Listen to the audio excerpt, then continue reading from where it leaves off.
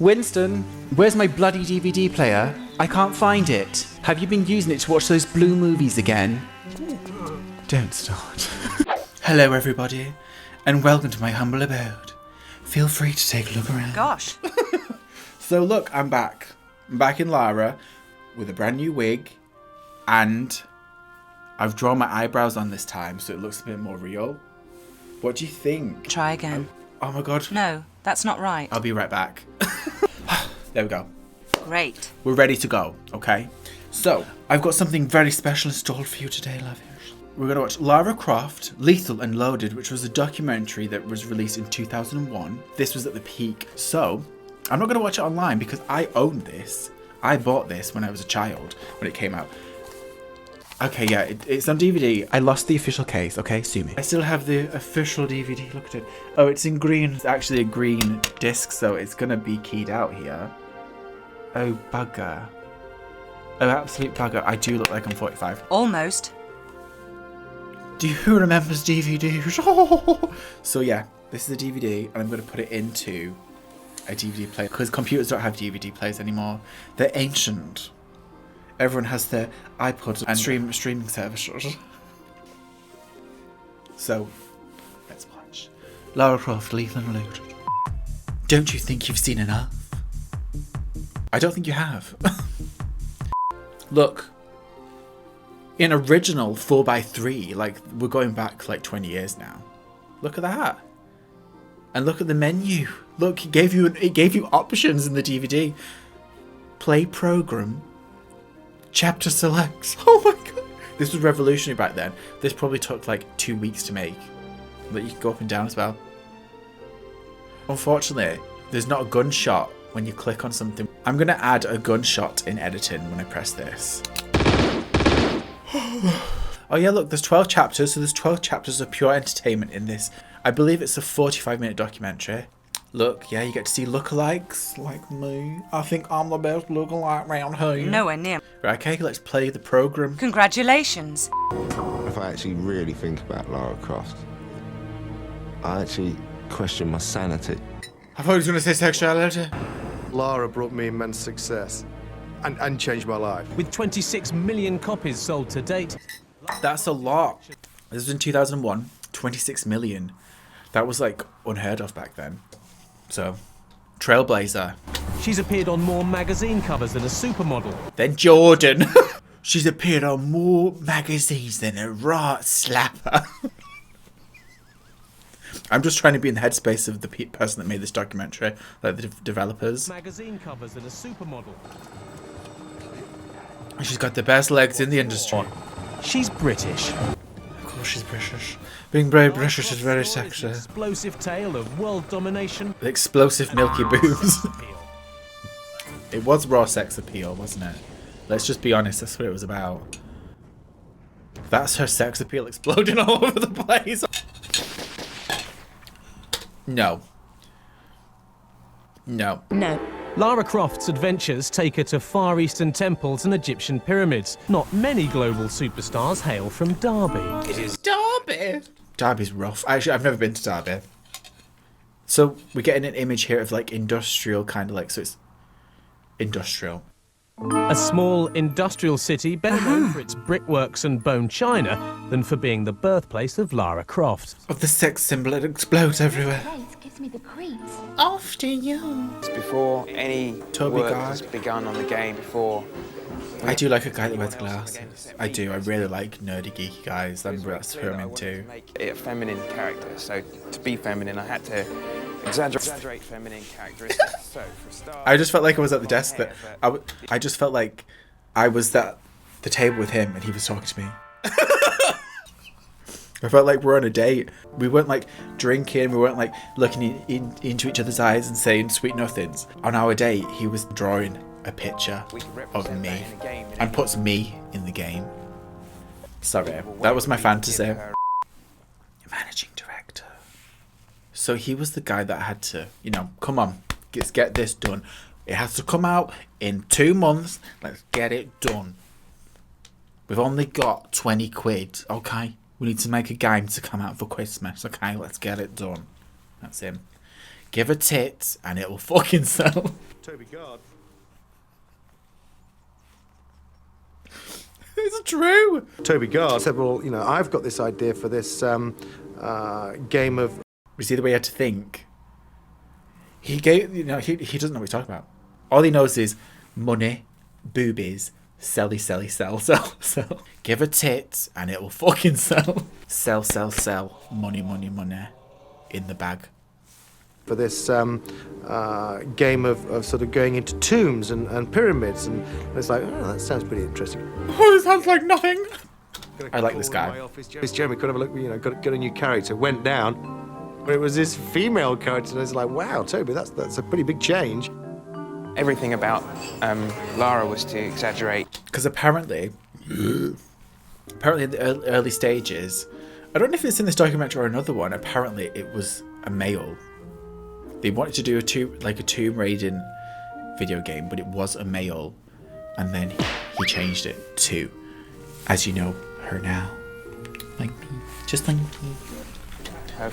Yeah, so then that's basically how the final design looks. As Toby started working her up and making her, refining her and animating her, and it's like, wow, this really could actually work.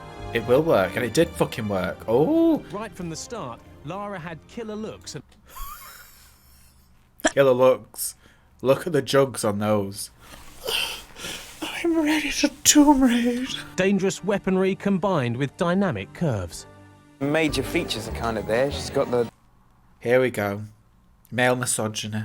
No, I mean misogynistic words. Curvy. Lusty. Sexy. Not talking about a brain, are they?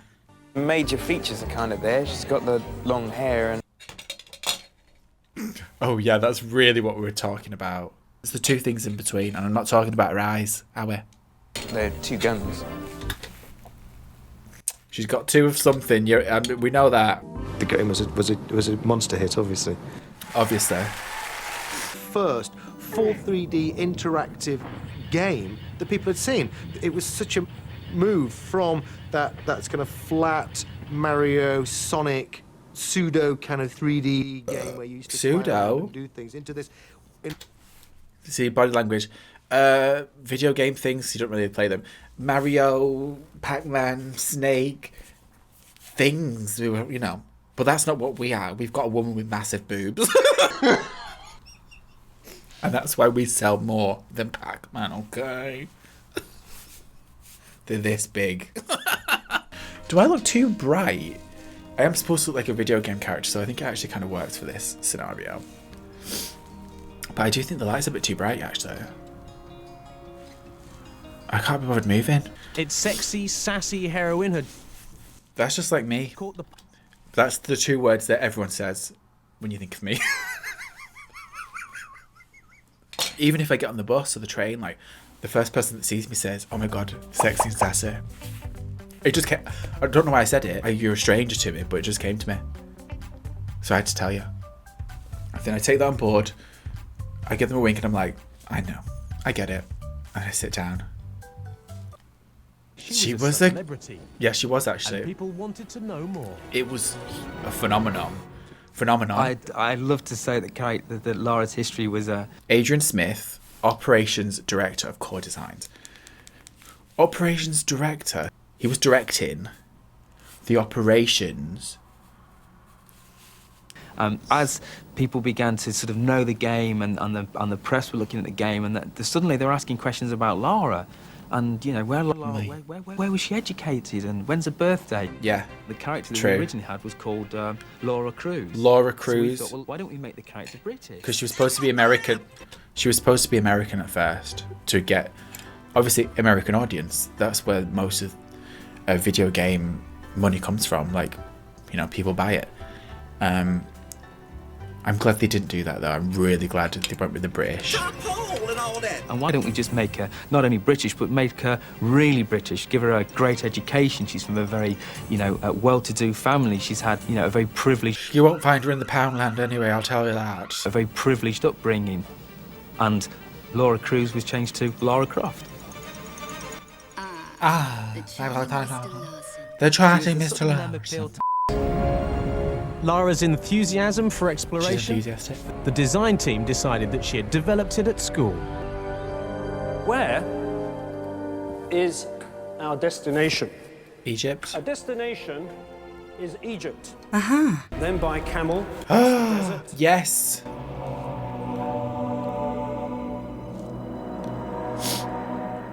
Please take Would me. you like to go? No. Imagine if all the kids were like, no, I'd rather be spunking off what playing Tomb Raider. I can go to Egypt without leaving my house now. Just put Tomb Raider on and have a little wank.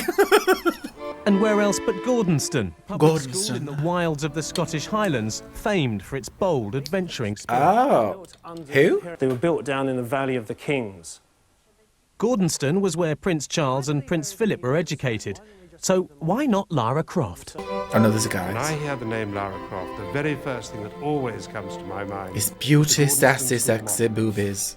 Plus est-en-vous. There is more in you than you think. Because I'm sure that wherever she is in the world, whatever she is doing, that is what is going through her mind Gordon's- as she meets new challenges. There is more in you than you think.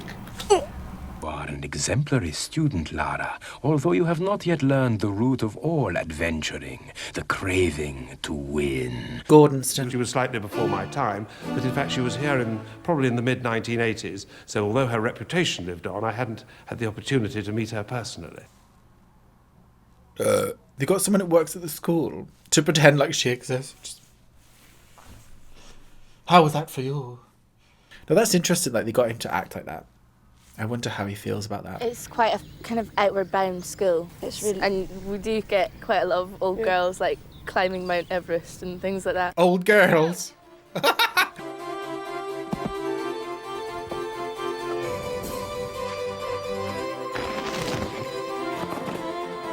Oh, this is a bit cringe. But it's not really. No, this is good. Merely an appetizer for the perils ahead.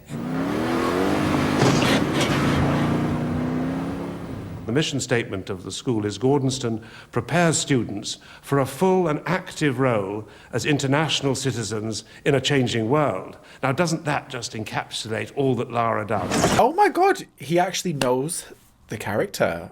Oh my god, this guy's amazing. He's it. Who is this guy? He's not just taking the piss now. I want to know your name. There's more in you than you think. Mark Piper, Principal at Gordonstoun. I really like this guy. We should make him like a sir. You know, we should give him an MBE. For a full and active role as international citizens in a changing world. Now, doesn't that just encapsulate all that Lara does? Literally, he's just melting my heart. I love this guy. All that Lara does. I love you, Daddy. It was an elegant mixture of brains and breeding. But of course, what really set the public's pulses racing was simple. Sex. And this is her at 16. Whoever made this documentary, you chose a very troubling image for what you said here. You really went there. And I hope you're happy with yourself. Because I love it. Sex. Sex, men, and sex, and masturbating.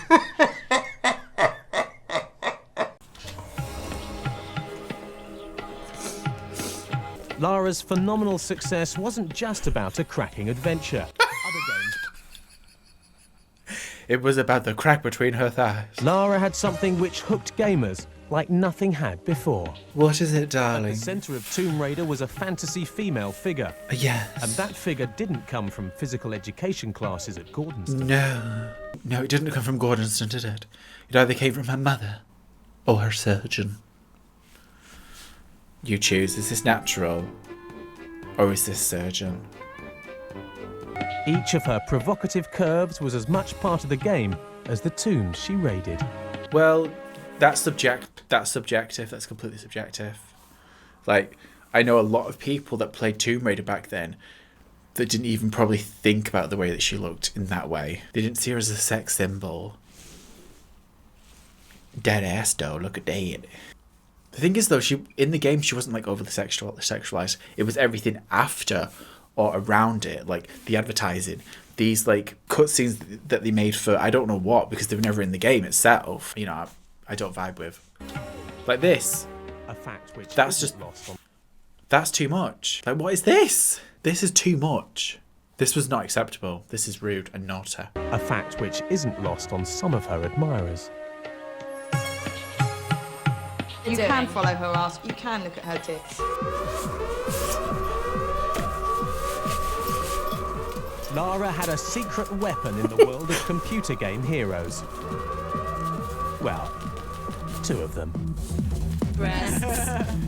Knockers. When I hear the name Lara Croft, the first thing that comes to mind is probably the size of her chest, if I'm honest. I love that you're honest. We love an honest person, we really do. It's my tits. Honest but true. Oh, fuck off. I didn't need that amount of honesty, thank you. Pamela Anderson, really, but twice as big. Okay. This was the person that I was waiting to see. Because I remember this segment of this documentary very vividly. James, the fan. Just watch. I'm not going to say any more. Just watch the next time you see him, because honestly, you do not want to miss this. Enormous breasts. Lara came into... Beautiful segue, talk about breasts. We go to a bra shop.